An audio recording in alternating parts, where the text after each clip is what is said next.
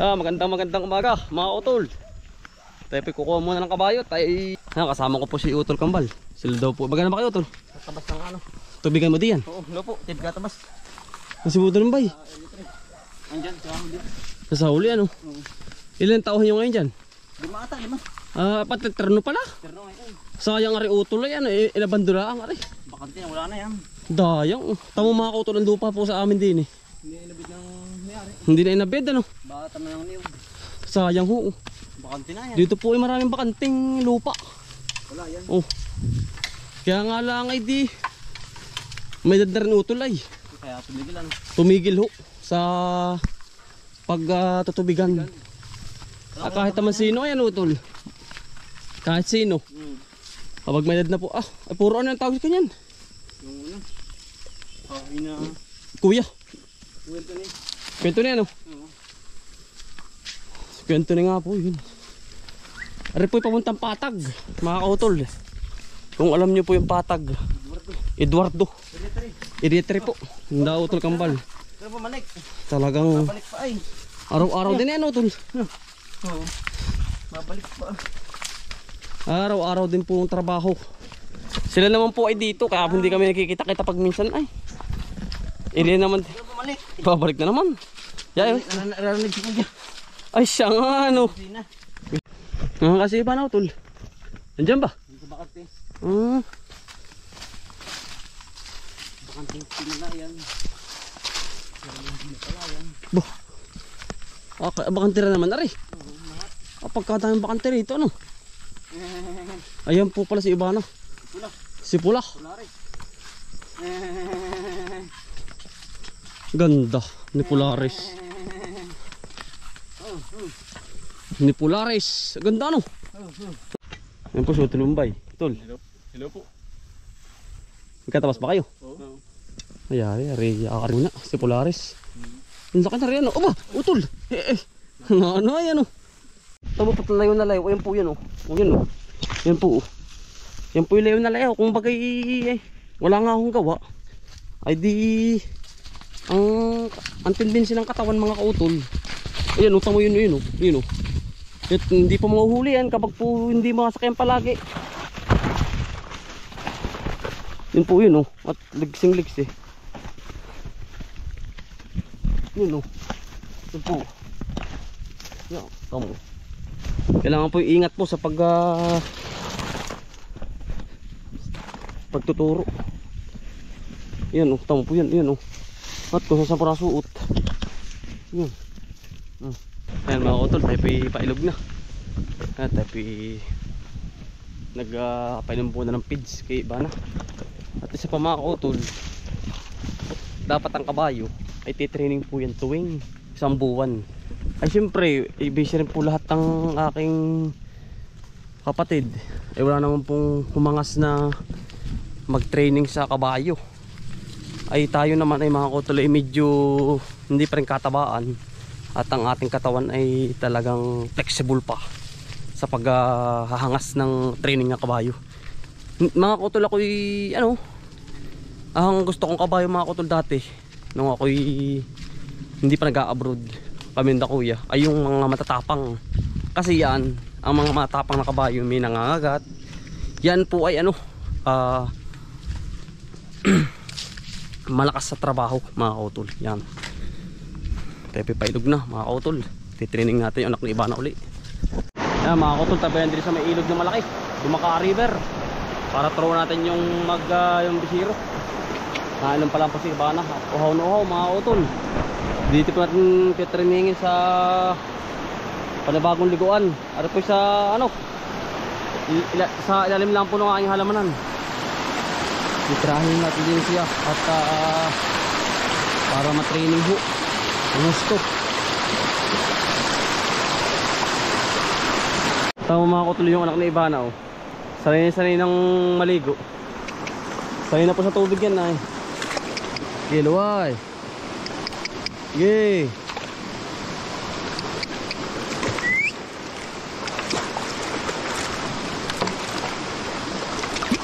Okay. Luway. Hey.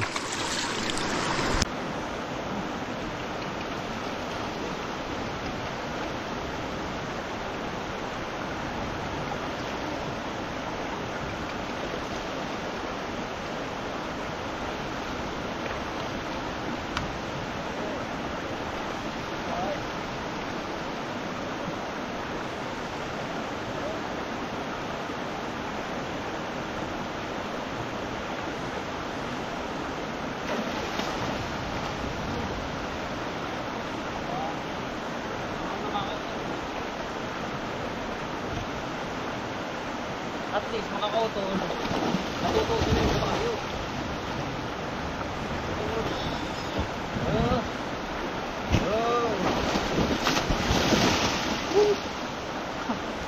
Grabe, mag-training ng kabayo mga kautol, ganun po.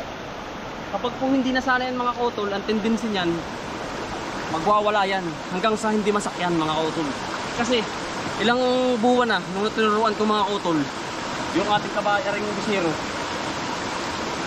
almost mag 2 months na walang sumasakay dyan kahit isa. Ako pa lang mga kautol, tatay medyo may edad na, baka mabalian po. Ako pa lang mga kautol. Ayan. Kaya ngayon sinasanay ko sa tubig. Aha, kautol ay ano, tendency nito, sabi ko nga sa inyo, kapag po nawala ng muwang ang kabayo mga kautol, never mo na masakyan yan hanggang sa mahirapan ka na po mag-training. Kapag ganitong bata pa ay ano, at least mautay-utay natin yung kanyang paglaki at yung pag-training natin. Tama mga kautol, lalong umilap nung hindi nasakyan. Ang tagal na kasi, 2 months na. Ayan. Kaya ano, ang mahal po ngayon pag ng ano dito, ng pag-training ng kabayo, almost 2,000 pesos. Hindi po pa sigurado maruto ito mga kautol. At yun ay ang hirap kasi ano, buwis buhay mga kautol hanggang sa kayo mabalian. Ako naman, kaya nagtitraining ako ng husto dito sa tubig para just in case na nakatalon agad ako, tubig ang mapagsambira pa mga kautol.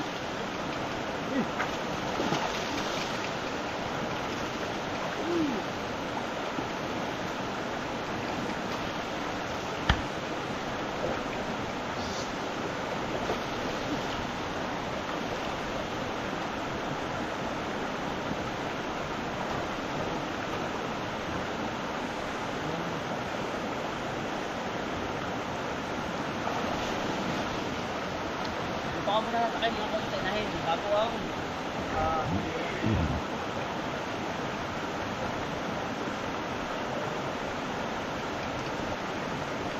pag-training mga kautol.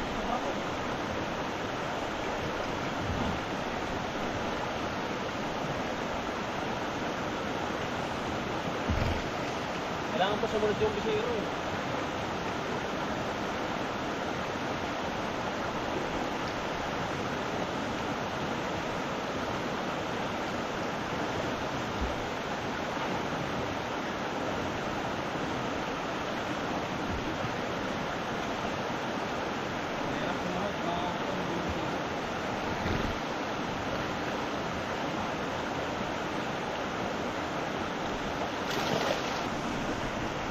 Kasi yan mga kautol, tanga po, tamo, hindi mo siya mahuhuli karaka-karaka. Kasi yung ano niya, naisip na kasi siya, lalo po paglaki niyan, magkakaisip yan hanggang sa hindi mo na mahuli at masakyan ho.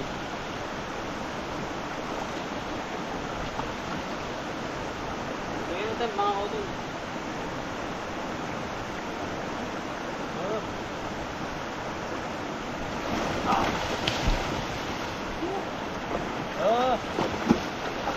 Ayaw magpahuli mga kautol. Hirap na ang ating kabayo. Hirap na mga kautol ang pag-training natin ng kabayo. Kasi sabi ko nga po kay tatay ay trainingin, ay siyempre hindi na rin po magawa. At lahat po ay busy mga kautol eh.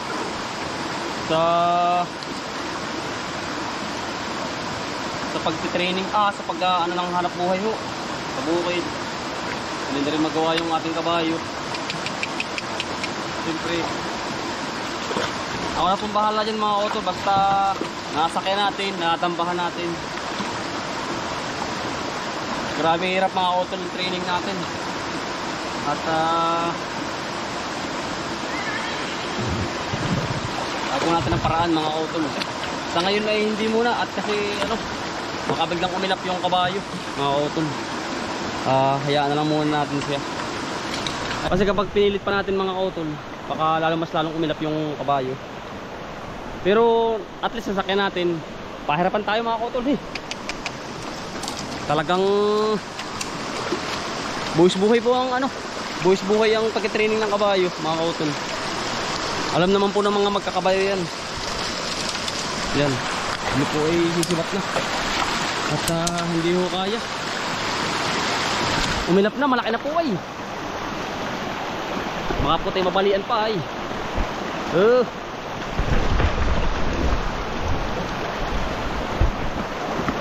Yeah, luway. Yeah.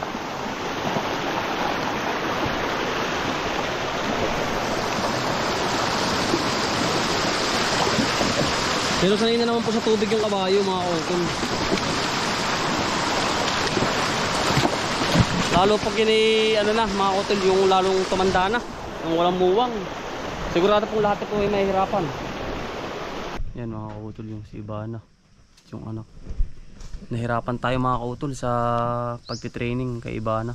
Ayun, sa anak ni Ibana kasi matagal na pong hindi nasakyan mga kautol. Ay syempre natagal nalakad din yung kabayo, lalo din pahirap ang pagtitraining niyan. Syempre sa tatay naman po yung may edad na rin, hindi na rin po kayang sakyan yung ganyan kasi tama naman po yung yung pong pagtalong ko dun, baka kasi madali yung bayawang ng tatay ko. May hirapan ho tayo. Malaki na po si Ibana eh. Yan yung anak. Masyadong malaki na. Siyempre yung ating sa kanya. Malakas mga kautol yung kabayo. Malakas po talaga. Kaya nga lang ay nahirapan ho tayo sa kanyang pagtitraining kasi malaki ito sa mga bata. Wag po gagayahin yung pagsakay sa ganung bisiro kasi ari ka po talaga mabalian at mabagok ang ulo. Ang lang sa ganyan ay yung mga sanay mga kautol yan. Basta wag gagayahin mga bata ha. At ako po'y sanay na ay mga kautol yan. Ating pong ulahin na si Ibana at na-training na ho natin mga kautol. Susunod na linggo lang po uli. Ay si Daniel pala na ari. Pinapagawa ba ni Kuya?